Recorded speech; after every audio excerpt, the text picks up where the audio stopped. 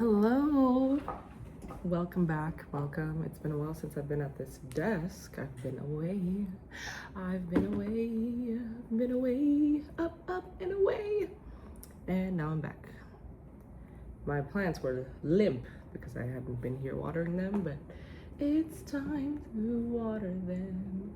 So I'm hoping they can bounce back. Their bones aren't as strong. Their stems are wilted, limp, soft, but they'll be strong again. I believe in them. I'm just glad they're not dead. My monsters are doing very well. Apparently they do not need much water. But the pothos, tough. Jades, fine. Orchids, fine.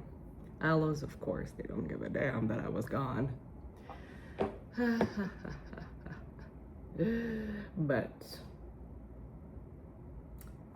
I'm here now.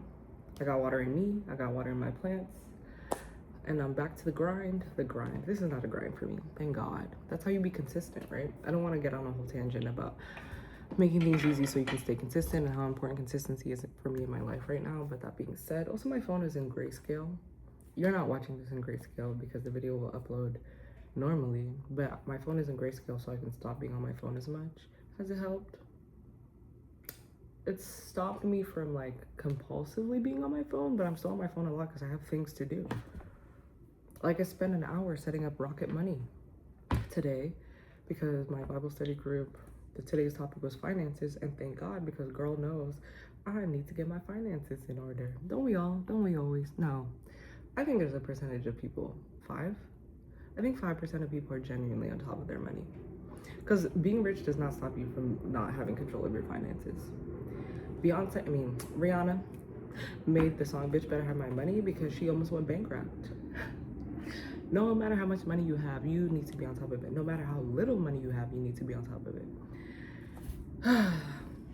And the amount never changes how good or bad you are with it, which is interesting. Like you can only have $5, still fuck it up by spending $1 on a lottery ticket or a cigarette or whatever. Tragic. You can have $5 million, know what's coming in and out, cancel every subscription you don't need, ROI 25% plus on everything you spend money on, high yield savings account, investment here, right? It takes more work, of course, because there are a lot more transactions to monitor, but it was never about the work, right? That's why I love the book Psychology of Money by Morgan Housel, because it's never, also he's coming out with a new book. Morgan Housel, new book. The Art of Spending Money.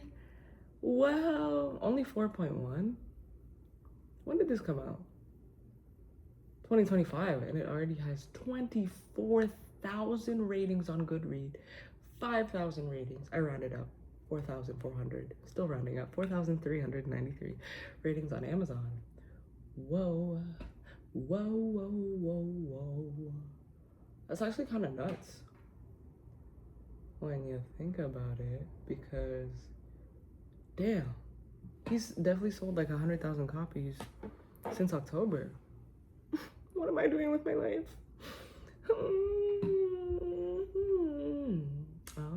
I see. Proud of you, proud of you. Anyway, moving on. So here we are. He talks about the fact that spending money, the psychology of money is not about the money itself. It's about the emotions, the joy, the anxiety that you are moving through while using your money or earning your money. And that also, drives investing. It drives the economy itself. But I'm not going to get into a whole economic tangent. The point is, it was never about the amount of money. It's about the emotions. And the people who are best with their money are most emotionally regulated. And I'd be a little regulated, which is why I'm mostly good with my money, like 85%, 90% of the way there. But then I'd just be anxious. And you know what gets me? I hate calling people. I don't want to call AT&T to fix my bill. I know they charge me $100 over, but why am I on the phone? Don't make me get on the phone. Which is, back to the topic, shout out to RocketMoney, just found out that they can negotiate your bills for you. Damn, they need to do that with my rent. Jesus, I would actually pay somebody to negotiate my rent, as high as it is. But Yeah, and RocketMoney is like, we're gonna take a percentage of the amount of money we save you. Hell yeah. I don't want to talk to them people. Go. Damn, wish I did this 5 years ago. But the second best time is now. And some people aren't doing it at all. But the second best time is now. I do be in my feelings about what I should have, could have, would have done in the past tense, though. Anyway, shout out to RocketMoney from a product perspective. One, because they let you pick how much your subscription is. They like truly believe in providing value, and you choose your price based off what you think is fair for the value you're getting. In a world of late-stage capitalism where everyone's trying to scam you to give you the cheapest, lowest quality product possible, or to just take your money on a subscription that you never use, they are prioritizing providing true value, having that value be perceived by you, and having you decide how valuable it is to you so that you are bought in on your own subscription. To be fair, they can't make it, they don't allow you to say $0 per month. Because as much as it's valuable, I'm still cheap. That's the whole reason I'm on the app. Hello. But I do believe in fairness, and I'm on a 7-day free trial. So funny thing about 7-day free trials, is it 7 days like calendar days? Because I signed up pretty late at night today. So does that mean I really get a 6-day free trial?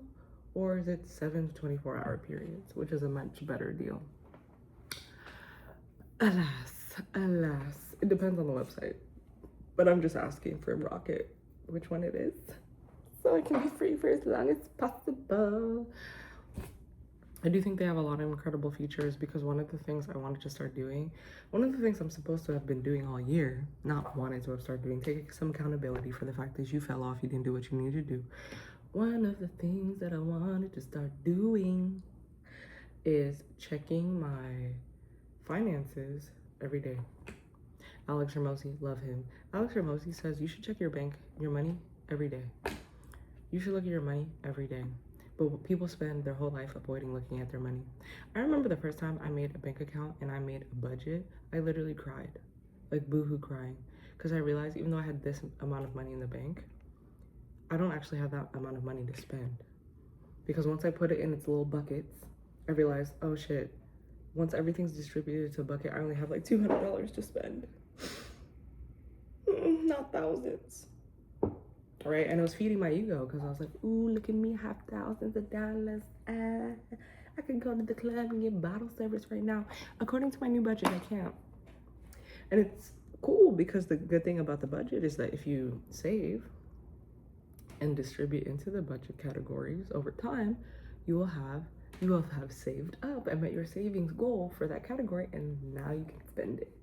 Spend that shit. Spend that shit. Spend that shit. Yeah, spend that shit. You know? But it really hurt when I first did it, but it made me a better person, because it made me much more careful with my money.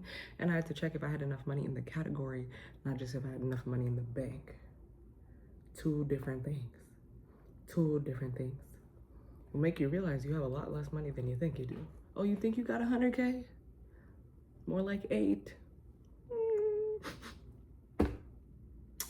Sigh, alas. But anyway, I'm on the road to making this money.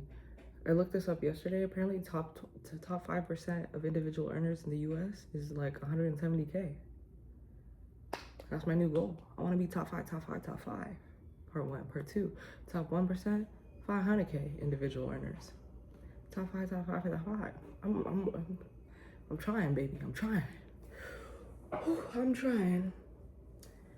But hey, at the very least, I'm just grateful to not have a negative net worth. The average American has a negative net worth. Average American, negative. Net worth negative. Is it true? Let me not lie to you. Oh, shit. See, this is why you look things up. The overall average net worth in the US is positive, but 10% of the population have a negative net worth.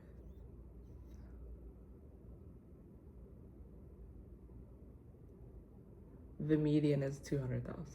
Okay. Let me say black. And 20% of black families have a negative net worth versus 8% of white households. So I've just been lying. I've literally just been spreading misinformation. This is why you look things up. Where did I get the idea that someone has a negative net worth? I mean, average American is in debt. And that's, I guess, I didn't realize that the debt was not enough to make their net worth negative. Me and whoever put that seed in my head of a negative net worth. But the average American household has $100,000 in consumer debt. Not mortgage, not car. What? Jesus Christ, not student loans. Wow. 70% of national debt is a mortgage. That don't really count for real. Ooh, baby, this is why you do some research. Anyway, shout out to RocketMoney for providing real value. Shout out to me for getting on top of my finances. Now that I have a simpler app and a more beautiful app, shout out to a beautiful UI. I will look at this thing every morning because before I was like, what account am I looking at? And I had too many accounts to check and now they're all consolidated. Yeah, so it's gonna make my weekly finance check because I'm supposed to do a weekly audit of all my transactions. On Friday, it was supposed to be finance check Friday. Didn't really happen because I have so many accounts to check. Now they're consolidated. Part 2, I was supposed to do a daily money check. Thanks to Alex Hermosi. And I also was just checking one account, aka my savings, and I'm like, this isn't even representative of who I am. So, shout out to RocketMoney for getting me better to what I need and not trying to rip me off in the process. Gang, gang, let's get rich, chicks.